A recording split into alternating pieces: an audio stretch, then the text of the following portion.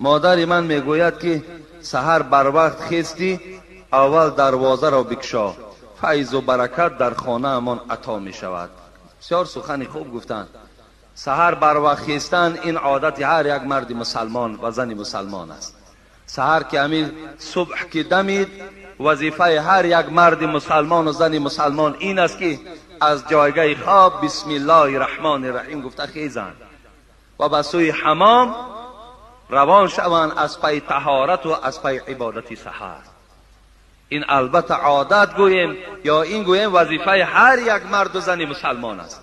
سحر خیزید، دروازه تان کشایید، البته فیض و برکات در خاندان شما نازل می شود.